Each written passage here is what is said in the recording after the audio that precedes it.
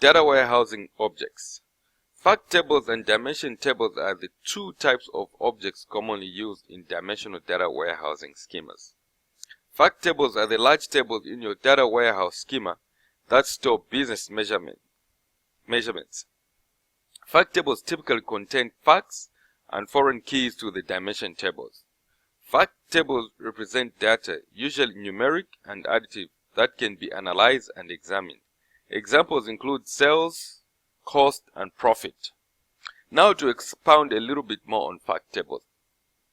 These are tables that hold the quantities as well as the dollar values or whatever currency you use to associate those measurements to the different descriptions, which are now dimensions held in these other schema objects called dimension tables. Now, fact tables represent data that, as previously mentioned, additive, and that can be analyzed and examined. Now, on the other hand, dimension tables, also known as lookup or reference tables, contain the relative static data in the data warehouse. Dimension tables store the information you normally use to contain queries.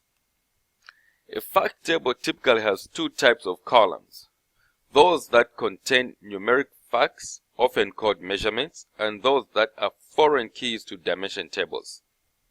A fact table contains either detail level facts or facts that have been aggregated. Fact tables that contain aggregated facts are often called summary tables. A fact table usually contains facts with the same level of aggregation.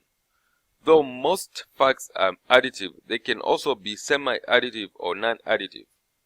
Additive facts can be aggregated by simple arithmetic addition. A common example of this is sales.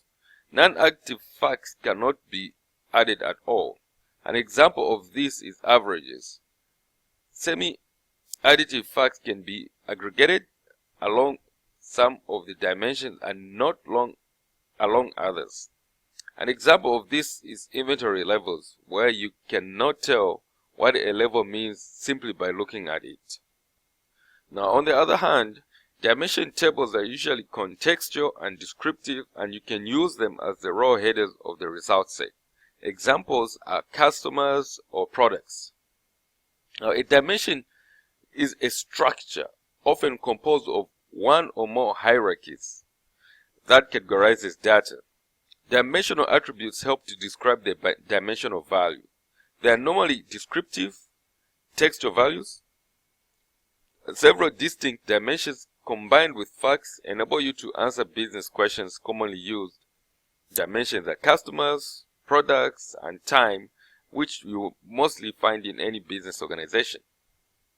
Dimension data is collected at the lowest level of detail and then added up into higher level totals that are more useful for analysis. These natural roll-ups or aggregations within a dimension table are called hierarchies. Now, here is an example of what would be the requirements of a fact table. You must define a fact table for each star schema. From a modeling standpoint, the primary key of a fact table is usually a composite key that is made up of all its foreign keys. This means that if you have 15 columns in a fact table for all these different foreign keys, that one row represents one key, which is in this case termed as the composite key. As regards dimension tables, dimension tables typically hold what are termed as descriptions of facts. So think about it this way. If one product, let's just say a fruit, an apple, is sold, right? You will hold a description in a given table, say this is an apple, and then the sales price for it. In the data warehousing environment, this set of data is split. The description, which is in this case an apple, will be kept in a dimension table, while the value or the sales price will be kept in a fact table. But there is a key, a unique key that is used to identify an apple, which could be a number A1. So A1 will now appear both in the dimension table with a primary key and it also appears in the fact table where it's a foreign key. This helps you associate the price of that apple to the value that is held in the fact table. Earlier on, when giving examples of or explaining dimensions, I also mentioned hierarchies. Hierarchies are logical structures that use ordered levels to organize data. A hierarchy can be used to define data aggregation. For example, in a time dimension, a hierarchy might aggregate data from the month level to the quarter level to the year level, such as can be seen here in this example. We have the year at the highest level, then we have quarter, we have month, and we have a day. Now, a hierarchy can also be used to define a navigational drill path and to establish a family structure. Within a hierarchy, each level is logically connected to the levels above and below it. Data values at lower levels aggregate into the data values at higher levels.